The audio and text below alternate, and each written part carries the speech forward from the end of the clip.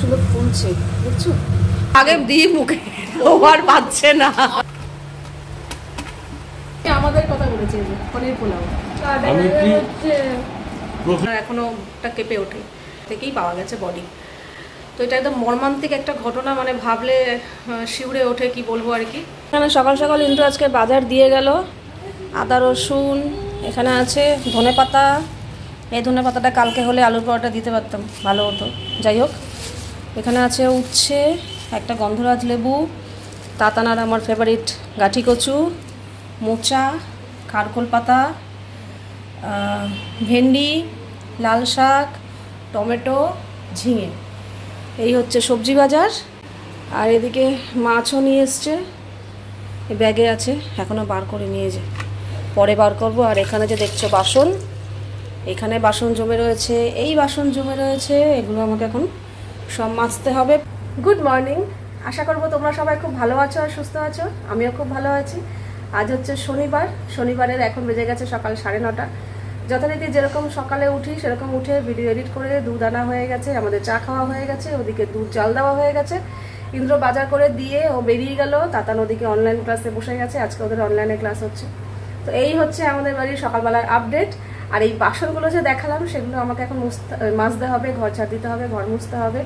তার কারণ পূজা কালকে রাত্রে ফোন করে বলছে যে, বলেছিল অবশ্য আগে থাকতেই বলে রেখেছিল, ওর মার চোখের ছানির অপারেশন হবে, তো যখন তখন হতে পারে, কবে ও ডেটটা জানেও না। তো কালকে রাত্রে হঠাৎ করে ফোন করে বলছে যে আজকে অপারেশন হবে। তো ও বলছিল দিদি বিকেলবেলা 4টার সময় যাব। তো আমি ভাবলাম বিকেলবেলা 4টার সময় অত বেলা অবধি তো আমি বাসন ঘর তো ওরকম ফেলে রাখতে পারবো না। তাহলে না থাকবি, তোর আর বিকেলবেলা আসতে হবে না, তুই একেবারে পরের দিনই আয়, কারণ ওই বিকেল 4টে পর্যন্ত ওই বাসি ঘর তারপরে বাসন কোসন আমি ফেলে রাখবো না, কাজেও কালকেই আসবে। তো এখন মাজতে হবে। আগে থাকতে জানা থাকলে কি হয়, আমি যেমন আগের দিনও বলেছিল আসবে না, আমি বাসন কোসনটা জমাই না, অল্প অল্প যখনই হয় মেজে রেখে দিই। কিন্তু কিছু করার নেই, আজকেই সব কাজ করতে হবে। তার মধ্যে এনেছে লাল শাক, তার মধ্যে তাতানায় আজকে 3টে থেকে পড়া আছে। তো সব কিছু মিলিয়ে একদম আমাকে ভালো প্রেশার কাজে এখন। ধনেপাতার গোড়াগুলো কেটে নিয়েছি, গোড়াগুলো কেটে এইভাবে যদি কাপড়ে পেঁচিয়ে রাখা যায় না, বিশেষ করে এই গরমকালে ধনেপাতা অনেক দিন পর্যন্ত ভালো থাকবে।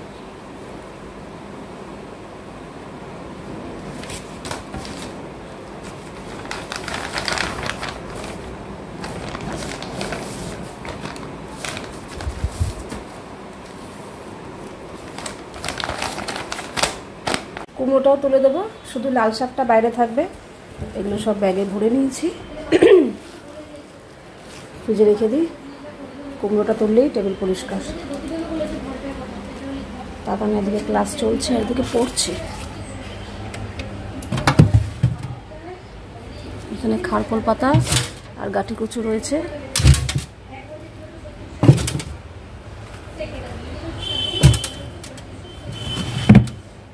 সবজিগুলো সব তুলে দিয়েছি, শাকটা যেহেতু করবো, শাকটা শুধু রেখে দিয়েছি আর টেবিল মুছিনি, একেবারে শাকটা পেছে তারপর টেবিল মুছবো। আর এখানে এইভাবেই পড়ে আছে, আগে একটু খাওয়ার ব্যবস্থা করি। সেটা হচ্ছে কালকে যে আলুর পরোটা করেছিলাম, সবগুলো করিনি, সবগুলো লাগেনি। তো এই যে এখানে রেখে দিয়েছিলাম এইভাবে পুরো রেডি করে। তো এখন এইটাই বেলে আমরা দুজনে মা মেয়ে খেয়ে নিই। কালকের থেকে আজকে আরও বেশি ভালো হলো, একটুও বেরোয়নি, প্লাস বেলতেও আমার কোনো রকম অসুবিধা হয়নি। এই দেখো আজকে কি সুন্দর ফুলছে বুঝছো। আমি আরও ভাবছিলাম যে ফ্রিজে রেখেছি, এটা বেলতে ঠেলতে ভাজতে অসুবিধা হবে, দেখছি আরও ভালো হয়েছে।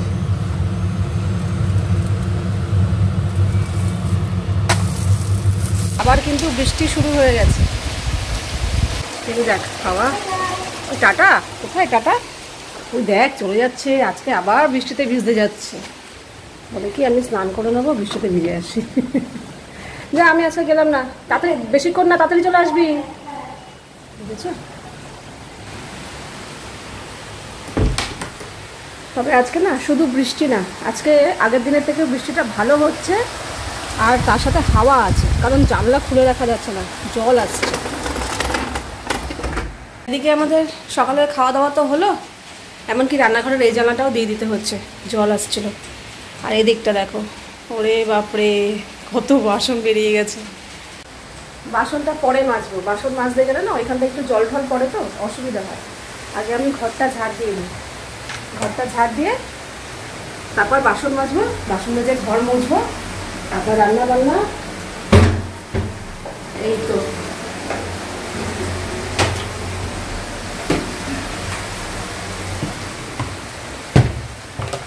বারান্দায় জল এসছে নাকি কি জানি, জল আসলে তো ছাড় দিতে অসুবিধা হয় না। ঠিকই আছে, এখনো শুকনো আছে, ভালো বৃষ্টি হচ্ছে।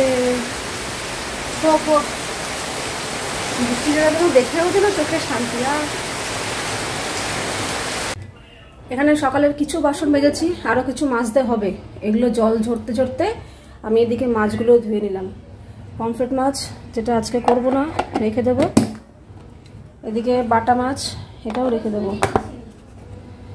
এই দুটো মাছ রেখে দেবো। আর আজকে করব হচ্ছে এইটা কাতলা মাছ। চলো এই মাছটা রেখে দিই। আর এদিকে তাতান স্নান করে পুজোটা দিয়ে দিয়েছে, এটা একটা ভালো কাজ। আর এখন ওখান থেকে কিছু বাসন নিয়ে ভিজিয়ে রাখবো, ভিজিয়ে রেখে তারপর শাকটা বাজবো। প্রথমে বাসনগুলো মেজে আবার রেখে দিয়ে এই বাসনগুলো মাজা হয়ে গেছে। এদিকে এই জায়গাটাও ভালো করে মেজে নিয়েছি, শাক বাছা হয়ে গেছে। এখন শাক ধুচ্ছি, দিয়ে রান্নাটা বসিয়ে দেবো।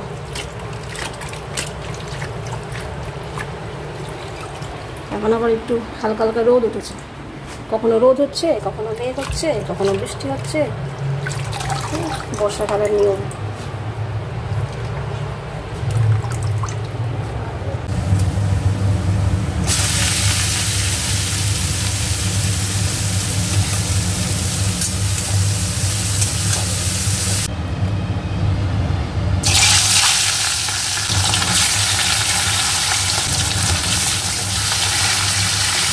এদিকে ঝোলের মধ্যে মাছ দিয়ে দিয়েছি, এটা কিছুক্ষণ ফুটুক, তাহলে আমার রান্না হয়ে যাবে। এখানে ভাত হয়ে গেছে, আর এখানে লাল শাক ভাজাও হয়ে গেছে। আর এদিকে রান্না বসিয়ে দিয়ে আমার এই ঘরটা মোছা হয়ে গেছে। এবার ডাইনিংটা মুছে, ওই ঘরটা মুছে, বারান্দাটা মুছলেই ব্যাস। এই যে মাছের ঝোলও হয়ে গেছে, আর এদেরকে দুজনকে বাপ মেয়েকে খেতে দিয়ে দিয়েছি, কারণ তাতানের আবার ভর দুপুরবেলা আজকে পড়া আছে। যদিও রোজ নেই, এটা টেম্পোরারি কয়েকদিন আর কি, তাই জন্য ওরা খেয়ে নিক, আমি পরে খাবো। আর এদিকে রান্নাঘরটা মুশকিলই মোছা হয়নি, এছাড়া ঘর দোর সব পরিষ্কার করে মোছা হয়ে গেছে। মাথার ওপর যদি চাপ থাকে না যে এইটুকু এই সময়ের মধ্যেই রান্নাবান্না করতে হবে, বড় হেডেক হয়ে যায়। তার মধ্যে আবার ঘরের সমস্ত কাজও করতে হলো, বাসন মাজা, ঘর মোছা, তার মধ্যে আজকে বাজার হয়েছে, মাছ টাছ ধোয়া, সবজি, শাক। লাল শাকটা কেমন হয়েছে? লাল শাকগুলো লাল হয় না, এরকমই হয় যেন। যাক, ওদেরকে রান্নাবান্না করে খেতে দিয়ে দিয়েছি টাইম মতো, ব্যাস। এবার আমি রিল্যাক্সে আমি আমার মতো স্নান করে পরে খাবো। বাবা রোদ উঠেছে, ছাতাগুলো যাবি সাবধানে। হ্যাঁ হ্যাঁ সাবধানে যাবি কিন্তু, আর পারলে একটু পৌঁছে ফোন করিস না, তাহলে আমি ভাববো হ্যাঁ গেছিস। আচ্ছা হ্যাঁ টাটা। যাই হোক, আমার খাওয়া দাওয়া হয়ে গেছে, টেবিল টেবিল সব পরিষ্কার হয়ে গেছে। আর আজকে আমি এক পিস মাছ খেয়েছি। একদম যে খাবো না সেটা করবো না, মাঝে মাঝে খাবো, আবার মাঝে মাঝে খাবো না। তো আজকে এক পিস মাছ খেয়েছি, আর আজকে একটু টক দই খেতে ইচ্ছা হলো, তাই জন্য নিলাম। আমি রোজ খাই না, মাঝে সাঝে খাই, তবে তাতানকে রেগুলার দিই, কিন্তু আজকে আর খাওয়া হলো না। আজকে তো খেয়ে দিয়ে উঠেই পড়তে চলে। তাতান এনেছে কালকে সিঙ্গারা, আজকে আবার পড়ে আসার সময় ফুচকা নিয়ে এসছে। ভাবো, ও শুধু ফুচকা না, আবার লিটল হার্টস। নিজে ইনকাম করে না, ওর বাবার থেকে তোলা, না ওর বাবার থেকে তোলা। ফ্রিজে ডিপ ফ্রিজে রেখেছিল তখন ছোটবেলায়, ডিপ ফ্রিজে রেখেছিল। সেদিনকে ফ্রিজ পরিষ্কার করতে গিয়ে আমি এগুলো বার করেছি। এই যে ওই যে মালা আছে না, মালা থেকে পুঁতিগুলো ছিঁড়ে যায়নি, ছিঁড়েছে করে, এটা করে ডিপে রেখেছিল। আমি আমার ফ্রিজ পরিষ্কার করতে গিয়ে বার করেছি। ডিপে রাখছি, ও বরফ হবে, ওটাই ওর ভালো লাগে। হ্যাঁ ও সেটা যেটা বলছিলাম, আমার বাবার থেকে তো রোজ তোলা আদায় করে। তো বাবা আসলেই বাবার সামনে হাত পেতে দাঁড়িয়ে পড়ে, দাও। ও আগে দিই মুখে, ও আর পাচ্ছে না, খিদে পেয়ে গেছে।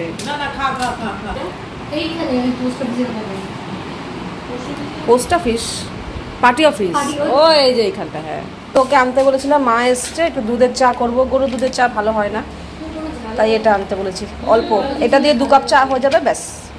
এই যে দুজনের জন্য 2 কাপ চা করলাম, তবে চাটা না অনেকটা করে বেশি হয়ে গেছে, বুঝতে পারিনি। ও হ্যাঁ, দুধটা পুরোটা দিয়ে দিয়েছি তো। আচ্ছা আমি বিস্কুট খাবো না, তুমি খাও।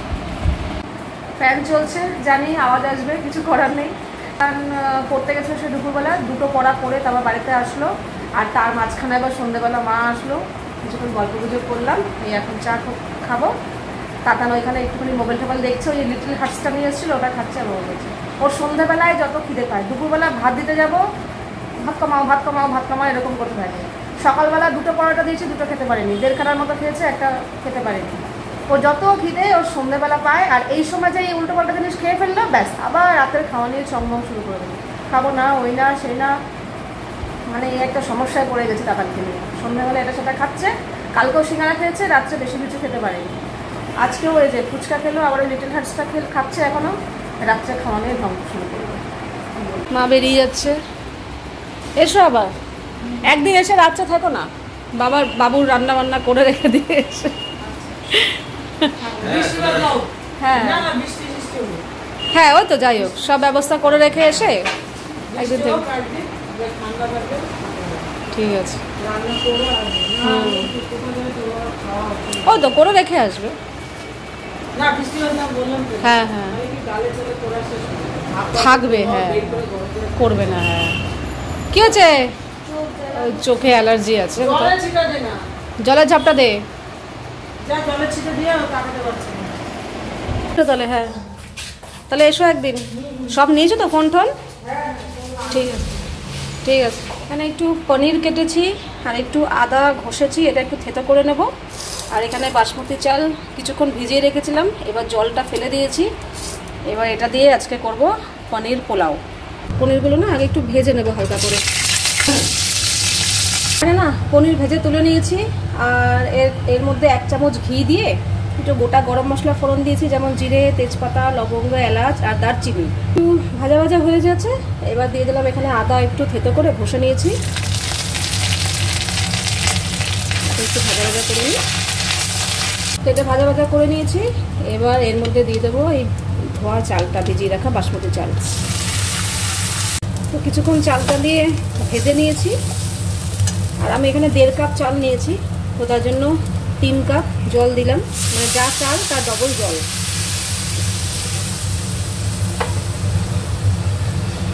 একটু হলুদ হলুদ হয়ে গেছে, কারণ এই কড়াতেই না ভেন্ডি আলু ভেজেছিলাম, আর সেই কড়াতেই রান্না করছি তো, নাহলে এটা সাদাই হয়, কালার আসে না। স্বাদ মতো লবণ দিয়ে দিলাম, সামান্য একটু চিনি দিলাম, ভালো করে মিশিয়ে ঢাকা দিয়ে রেখে দেবো। মোটামুটি 10 মিনিটের মধ্যে হয়ে যাবে। এ দেখো ঢাকা দিয়ে রেখেছিলাম, 10 মিনিট পর ঢাকা তুললাম। এবার ভেজে রাখা পনিরগুলো দিয়ে দেবো,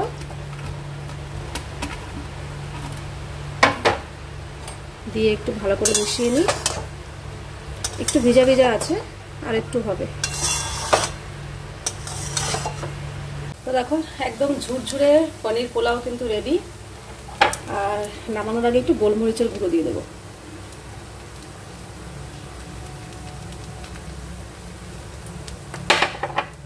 ব্যাস ভালো করে মিশিয়ে নিবি,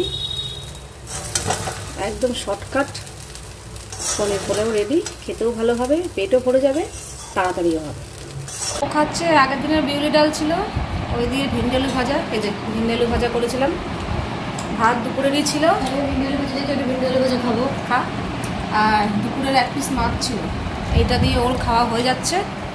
আর এখানে ভেন্ডি আলু ভাজা চুরি করে খাচ্ছে, খিদেটা নষ্ট হয়ে যাবে। তাই জন্য ওই দেখ ফুচকা খেয়েছে না, তাই জন্য ভাবলাম তাহলে আমাদের দুজনের জন্য শর্টকাটে এরকম 1 পট একটা রাইস বানিয়ে নিই, তাড়াতাড়ি হয়ে যায়, খেতেও ভালো হয়। পুরো ঝুরঝুরে পোলাও।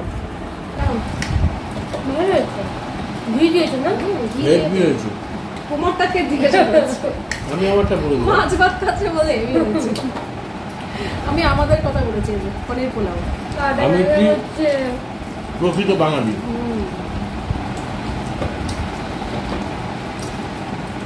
তোমরা হচ্ছে মিক্সড বাঙালি। খাওয়া দাওয়া হয়ে গেছে, রান্নাঘর টেবিল সব পরিষ্কার করা হয়ে গেছে। তারপর ফ্রেশ হয়ে গেছে, শুতে গেছে আর কি, এখনও শোয়নি। আর আজকে মা এসেছিলো, মার সাথে একটা কথা নিয়ে আলোচনা করছিলাম, তো সেটা তোমাদের সাথে আর শেয়ার করা হয়নি, আগে বলিনি। তো এগুলো শুনে না সত্যি মনটা এত খারাপ হয়ে যায় না, কি বলবো। আমাদের এই এলাকারই খবর, আমাদের এলাকাতেই, মানে ওই পার্কটাতে, এখানে একটা পার্ক আছে প্লাস অ্যাথলেটিক ক্লাব। তো ওই পার্কে আমি তাতানকে ছোটোবেলায় নিয়ে যেতাম, ও দোলনা ঠোলনা চড়তো, স্লিপ টিপ চড়তো, আর আমি বসে থাকতাম। তো সেই ঘটনা, মানে একদম বাড়ির পাশের ঘটনা। এইসব খবর দূরে শুনি, কিন্তু এবার একেবারে বাড়ির কাছের একটা ঘটনা, মানে শুনলে করে গায়ে কাটা দিয়ে দেয়। আর সেই মা বাবার মার কথাটা ভাবলে মানে আমার এখনও একটা কেঁপে ওঠে। সাঁতার শেখাতে নিয়ে গেছে একটা ছেলেকে, মানে তার ছেলেকে আর কি। ছেলেটার বয়স কত বললে, 8 সাড়ে 8 বছর বয়স, ক্লাস 2 না 3-তে পড়ে, একদম বাচ্চা ছেলে। সাঁতার শেখাতে নিয়ে যায় রোজই, 2 বছর ধরে নাকি সাঁতার শেখে, সাঁতার নাকি পারেও। অথচ সেদিনকে 4-5 দিন আগের কথা বলছি, ঘটনাটা ঘটেছে আমাদের এখানে। সাঁতার শেখাতে নিয়ে গেছে মা, পাশেই নাকি বাড়ি। তো সাঁতার শেখানোর সময় তো ট্রেনাররা থাকে, গার্জেনদের বাইরে বার করে দেয়। তো সব বাচ্চারা সাঁতার শেখা হয়ে গেছে, উঠে চলে এসছে, কিন্তু ওনার বাচ্চা আসেনি। তো উনি সঙ্গে সঙ্গে সবাইকে বলছে যে আসেনি। এবার তাদের বক্তব্য যে ট্রেনাররা যদি সঙ্গে সঙ্গে, নাকি ট্রেনারদের বলা হয়েছিল যে আপনারা একটু জলে দেখুন। তো ওরা বলছে না, জল থেকে সব বাচ্চা উঠে গেছে, জলে কেউ নেই, জলে নেই, আপনি পার্কে দেখুন, কিংবা বাইরে বেরিয়ে গেছে নাকি দেখুন, কিংবা বাড়ি চলে গেছে নাকি দেখুন। বলছে না, এখানে কোথাও নেই, আপনারা একটু জলে দেখুন। তো ওনাদের বাবা মার ধারণা যদি সঙ্গে সঙ্গে জলে দেখতো তাহলে হয়তো প্রাণটা বাঁচতে পারতো, কিন্তু সঙ্গে সঙ্গে তখন দেখেনি, এদিক ওদিক খোঁজা হয়েছে, তারপর সবার লাস্টে নাকি জলে দেখা হয়েছে, আর জল থেকেই পাওয়া গেছে বডি। তো এটা একদম মর্মান্তিক একটা ঘটনা, মানে ভাবলে শিউরে ওঠে, কি বলবো আর কি। তো সেটাই ভাবছি, মা যখন ছেলের হাত ধরে বেরোচ্ছে তখন কি ভাবতে পেরেছিল যে বাচ্চার হাত ধরে যাচ্ছি আর ফেরার সময় আমি একা ফিরবো বাড়িতে। মানে এটা ভাবলেই না মানে কেমনই যেন লাগে।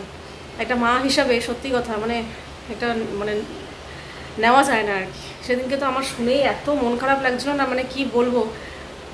তো সেই আজকে মার সাথে আলোচনা করছিলাম যে কি অবস্থা, মানে দুনিয়ার একটার পর একটা খারাপ খবর শোনা যাচ্ছে, মানে কি বলবো। আর এখন সেই বাড়ির কথা ভাবছি, আর সেই বাবা মার কথা ভাবছি।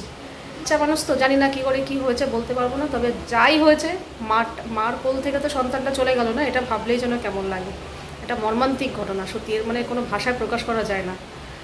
তো চলো, আজকের ভিডিওটা এখানেই শেষ করছি, আবার দেখা হবে তোমাদের সাথে নেক্সট ভিডিওতে। তোমরা সবাই খুব ভালো থাকবে, সাবধানে থাকবে, সুস্থ থাকবে। তাহলে love you all, good night and tata. Good night, tata. Good night.